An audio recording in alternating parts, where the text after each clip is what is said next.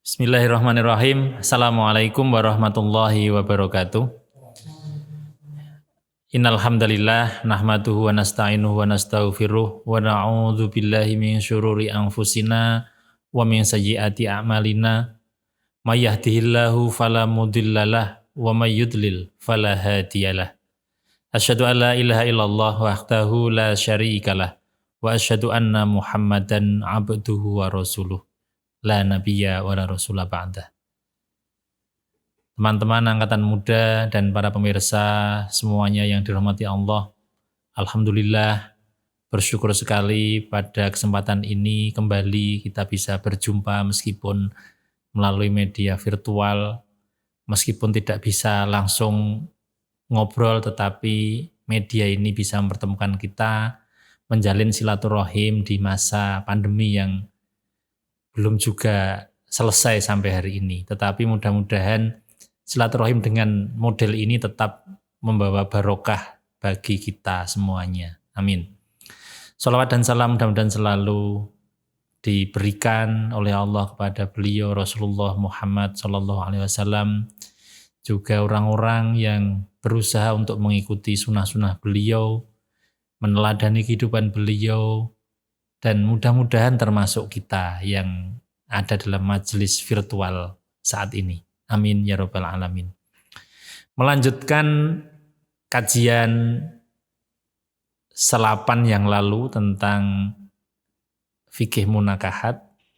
Pada kesempatan yang lalu saya menyampaikan wanita-wanita atau pria juga yang tidak boleh dinikahi. Menurut Al-Quran ada 14 macam waktu itu. Nah, pada malam kesempatan ini saya ingin menyampaikan kalau yang itu nggak boleh, lalu yang boleh siapa? Nah, begitu. Ada beberapa kriteria yang diwajibkan dan dianjurkan, dibolehkan untuk dinikahi di dalam agama Islam. Yang pertama pertimbangannya adalah dia adalah seagama, sesama orang yang beriman, sesama orang Islam. Penjelasan tentang ini Allah sampaikan di dalam ayat Al-Quran, di antaranya dari surat Al-Ma'idah ayat 5, A'udzubillahi minasyaitonirrajim. Al-yauma uhilla lakum at-thayyibatu wa ta'amul ladzina utul kitaba halul lakum wa ta'amukum halul lahum. Wal muhsanatu minal mu'minati wal muhsanatu minal ladzina utul kitab. Ya. Pada hari ini dihalalkan bagimu yang baik-baik.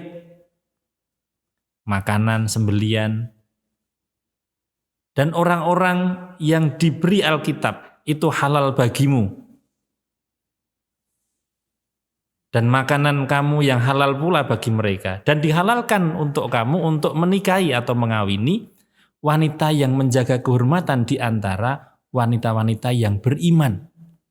Dan wanita-wanita yang menjaga kehormatan di antara orang-orang yang diberi kitab. Atau kita sering menyebutnya dengan ahlul kitab.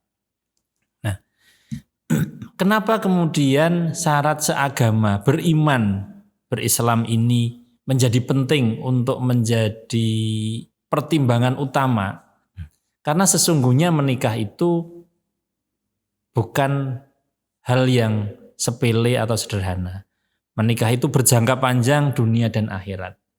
Menikah itu bukan sekedar formalitas, tetapi mengandung visi besar kehidupan yang panjang. Nah, ketika orang menikah dalam perbedaan keyakinan, tentu visinya tidak sama, dan ini akan menjadi persoalan yang terus-menerus terjadi di dalam kehidupan, sehingga agama itu melarang untuk menikah dengan orang yang berbeda agamanya. Biasanya akan ada pertanyaan, terus ahli kitab yang dibolehkan itu siapa? Ahli kitab sesungguhnya adalah orang-orang yang beriman kepada Allah, dia meyakini kitab-kitab yang diturunkan oleh Allah kepada para rasul terdahulu. Nah, barangkali itu tidak ada lagi di zaman sekarang.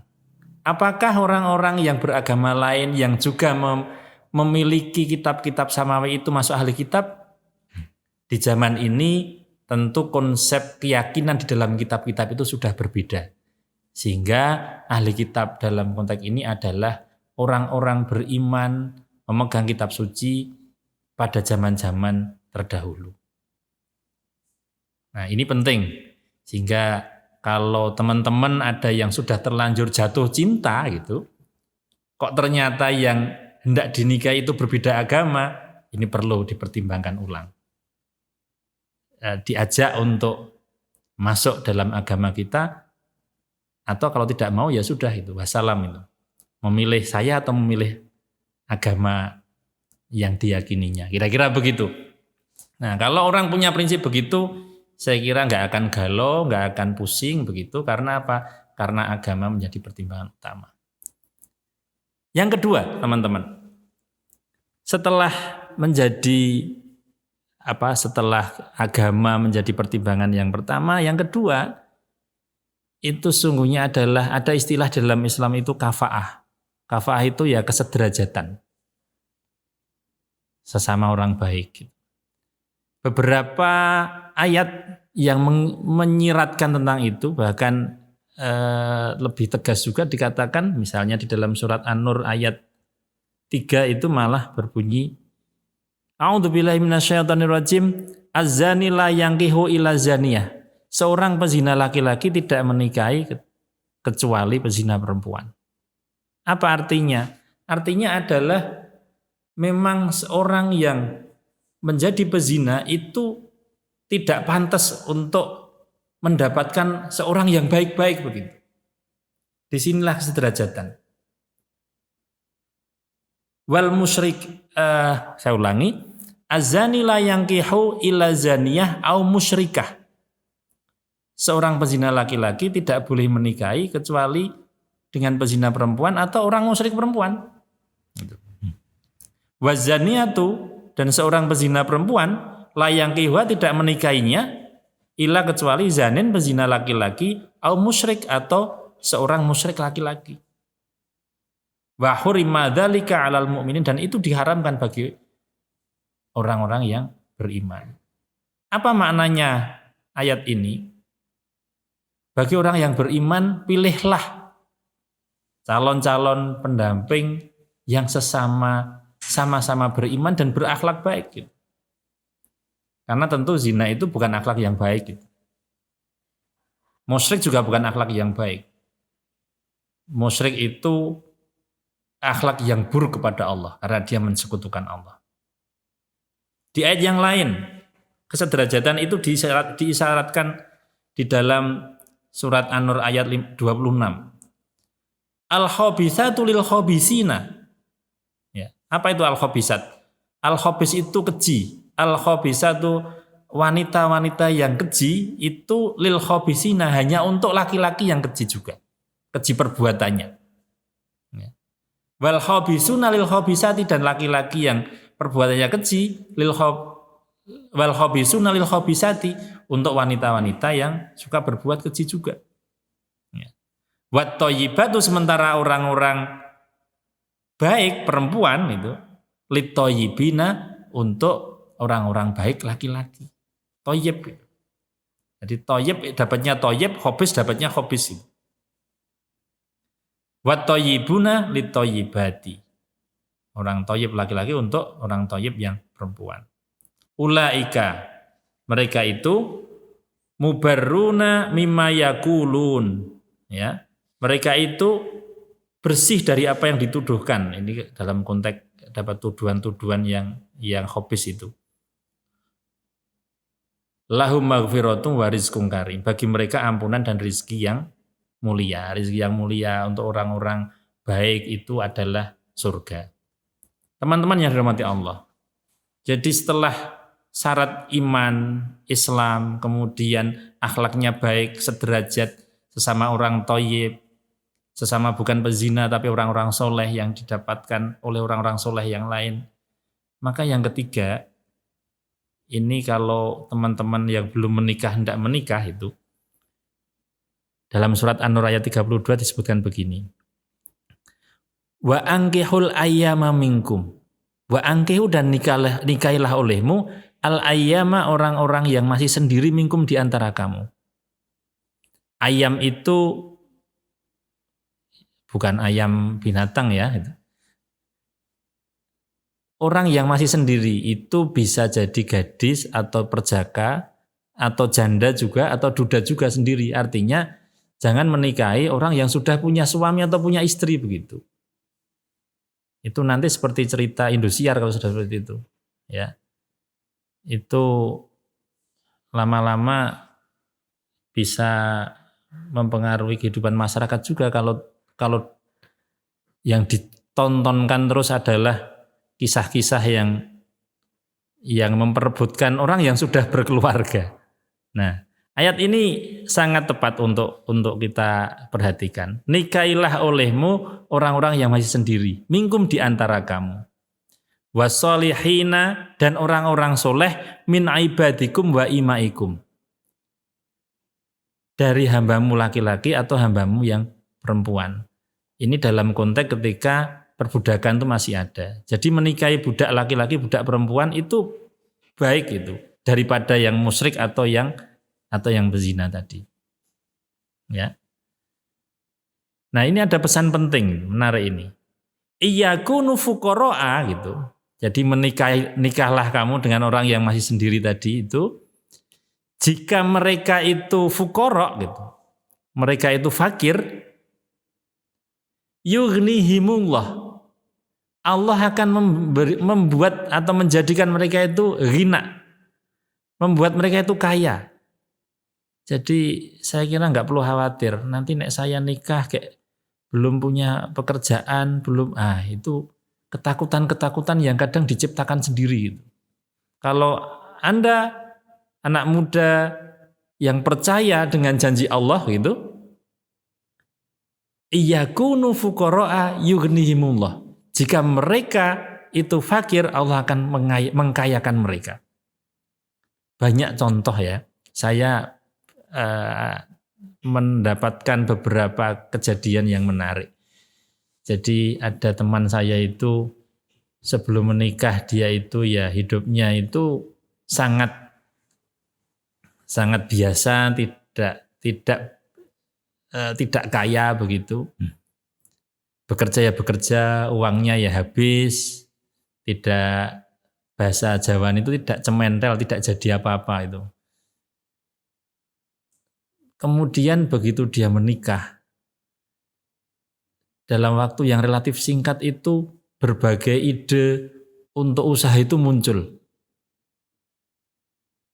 Dia membuat karya karya buah tangan ya. Jadi ada yang berbentuk celengan, ada yang berbentuk box untuk kado dan lain-lain itu. Dan dalam waktu yang relatif singkat itu kemudian bisa dipasarkan di Jogja ini gitu. Dan sekarang karyawannya sudah sekitar 15 kalau nggak salah.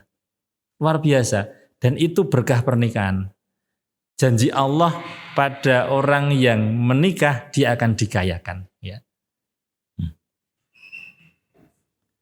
Nah dari mana Allah mengkayakan? Ya Allah itu maha kaya gitu. Iyakunu fuqara'a yughnihimullah min fadlih, dari karunia-Nya itu. Wallahu, dan Allah itu wasi'un maha luas. Alimun, lagi maha mengetahui. Nah, begitu teman-teman. Maka bagi teman-teman yang sudah memang pengen menikah, ya menikahlah begitu. Sebelum nanti menyesal. Menyesal karena kenapa enggak segera menikah begitu. Setelah ternyata menikah itu menjadi kaya dan hidupnya menjadi lebih baik. Nah, kriteria berikutnya teman-teman. Setelah tadi iman, Islam, kemudian akhlaknya sederajat, lalu masih sendiri yang dinikahi, itu bukan orang yang sudah berkeluarga. Yang berikutnya adalah pilihan itu dikedepankan terkait dengan kualitas beragamanya. Hadis ini cukup populer. Rasulullah menyampaikan, Bismillahirrahmanirrahim. An Abi Hurairah, dari Abu Hurairah radhiyallahu anhu, anin Nabi, dari Nabi sallallahu alaihi wasallam, qala, beliau bersabda, tungkahu, dinikahi, almar'atu, wanita itu biasanya li arba'in, karena 4 perkara. 5 liha, karena hartanya, wali hasabiha, karena keturunannya, wali jamaliha, karena penampilannya atau kecantikannya, wali diniha, karena agamanya. Fadfar bidatitin, pilihlah karena agamanya. Taribat yadaka, itu akan menguntungkanmu. Jadi ini sangat manusiawi. Seringkali orang itu menikah, memilih pasangan itu karena tadi 4 perkara. 5 liha, karena hartanya, itu orang kaya. Gitu. Wali hasabiyah, keturunannya orang hebat, orang baik. Wali jamaliha, cantik. Wali diniha, orang soleh, solihah gitu. Fadfar bidatitin, pilih yang agama. Ada orang membuat otak-atik begitu, ini dijadikan, ada istilahnya itu rumus 1000. Apa itu 1000? 1000 itu kan terdiri dari angka 1 dan nolnya 3. Jadi 5 liha, harta itu diberi simbol 0. Hasabiha, keturunan, diberi simbol 0 juga. Kemudian jamaliha, itu kecantikan itu diberi simbol 0 juga. Diniha, agama, itu diberi simbol 1. Kenapa? Karena fadvar bidatitin, pilihlah yang agamanya, maka agama dikasih 1. Kalau agama dikedepankan, ditaruh di poin nomor 1 itu, maka 0 di belakangnya itu akan meningkatkan nilainya menjadi 1000. Tapi kalau agama itu pertimbangan terakhir, hartanya dulu, cantiknya dulu, kemudian kayanya keturunannya dulu, agama terakhir, itu nilainya orang itu ya hanya tetap 1 itu. 0001 kan nilainya 1. Tapi kalau 1-nya taruh depan, maka menjadi 1000. Nah, maka pilihlah yang punya agama lebih baik. Kenapa demikian? Ya, orang yang beragama itu dia punya visi hidup yang jelas. Jadi hidup itu tidak hanya untuk main-main, senang-senang itu. Tidak, tetapi apa? Dia memikirkan sesuatu yang jauh di akhirat nanti, bahwa kita hidup tidak hanya di sini, tetapi ada kehidupan lain gitu setelah mati dan hidup lagi. Nah, dengan demikian orang yang punya visi yang jauh itu sangat layak untuk menjadi teman hidup kita. Nah, orang yang beragama juga dia akan berhati-hati dalam berperilaku. Kenapa? Karena dia punya pedoman hidup berupa kitab suci Al-Quran, berupa hadis-hadis Rasulullah yang akan memandu kita untuk memandu dia itu dan keluarganya menjadi orang baik. Dia percaya adanya dosa dan pahala. Dia tentu memilih amalan yang membuat dia berpahala daripada amalan yang berdosa. Agama mengajarkan akhlak yang baik, maka dia pun akan berusaha untuk berakhlak baik. Agama mengajarkan dia untuk menjalani rumah tangga itu dengan ilmu, maka dia akan rajin menuntut ilmu.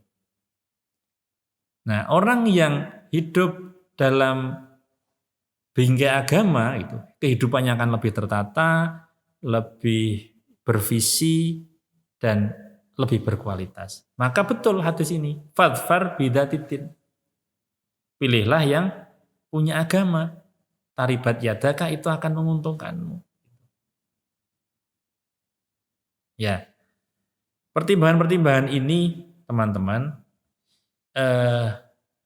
bisa menjadi pemandu kita dalam memilih pasangan hidup dan menjalani kehidupan ini menjadi lebih berani. Nah, terakhir ya, saya ingin sampaikan sebuah hadis yang akan memotivasi teman-teman muda ini. Hadis ini cukup terkenal juga. Ya ma'syaris syabab, ya ma'syaros syabab, wahai para pemuda. Man, barang siapa, istata'a minkumul ba'ah, yang telah mampu minkum di antara kamu al-ba'ah. Ba'ah itu Ba'ah itu ada dua pengertian ya. Dua pengertian. Meskipun dua pengertian ini berhubungan juga. Jadi pengertian pertama ba'ah itu berhubungan, bersetubuh itu ba'ah. Pengertian kedua ba'ah ini mampu menanggung beban. Jadi kalau orang mampu menikah kemudian menanggung beban rumah tangga, nah ini ba'ah. Man barang siapa istato'a minkumul ba'ah, yang diantara kamu sudah mampu untuk berhubungan dan menanggung beban gitu. Falyatazawwaj, maka hendak segeralah menikah gitu. Bersegeralah untuk menikah. Kenapa? Fa'innahu, maka karena sesungguhnya menikah itu aghaddu lil basar, lebih menundukkan pandangan. Dia sudah punya yang dipandang sendiri di rumah itu. Tidak perlu memandang yang lain-lain. Wa ahsanul farj, dan lebih aman terhadap farjinya. Karena menikah itu sesungguhnya sesuai dengan fitrah manusia, menjadi kebutuhan. Maka orang yang sudah butuh itu sudah mampu segera menikah, dia punya penyaluran syahwat yang benar begitu, kemudian dia menjadi lebih tenang, menundukkan pandangan dan aman. Tetapi waman lam yastati, bagi yang belum mampu, belum mampu itu pengertiannya dia sudah mampu untuk berhubungan badan itu mampu, tetapi belum mampu menanggung beban berikutnya gitu. Ya bersabar itu. Dengan fa'alaihi bisyam, dia perlu berpuasa. Apakah berpuasa itu kemudian menurunkan hasrat atau syahwat? Bisa iya, bisa tidak. Tetapi paling tidak dengan berpuasa dia takut puasanya batal gitu. Maka dia akan berhati-hati dalam melihat, dalam berbicara, dalam berpikir dan lain-lain karena berpuasa gitu. Maka ini akan lebih menjaga. Fa'innahu, maka sesungguhnya puasa itu lahu baginya wijaun, ya. Itu bisa menjadi penekan itu untuk tidak mengumbar syahwatnya. Nah, ini teman-teman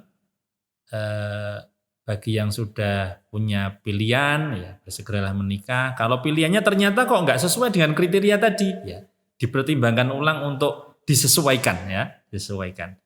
Ini nggak main-main. Jadi ikatan pernikahan itu di dalam Al-Quran disebut mitsaqon ghalidho, perjanjian yang agung. Allah itu menggunakan kata itu hanya dua konteks. Pertama konteks pengangkatan Allah pada Rasulnya dan konteks pernikahan. Hingga ikatan pernikahan ikatan yang agung, ikatan yang dunia akhirat, maka pilihlah pasangan yang tidak main-main, yang serius, yang baik, yang akan mendampingi kita di dunia dan di akhirat nanti. Nah, setelah dapat calonnya, terus apa yang dilakukan kemudian? Yang dilakukan kemudian ya dikhitbah atau dilamar. Bagaimana mengkhitbahnya? Saya kira itu akan kita kaji di pertemuan yang akan datang. Itu teman-teman, terima kasih untuk kesempatan saat ini. Mudah-mudahan bermanfaat. Kurang lebihnya mohon maaf. Assalamualaikum warahmatullahi wabarakatuh.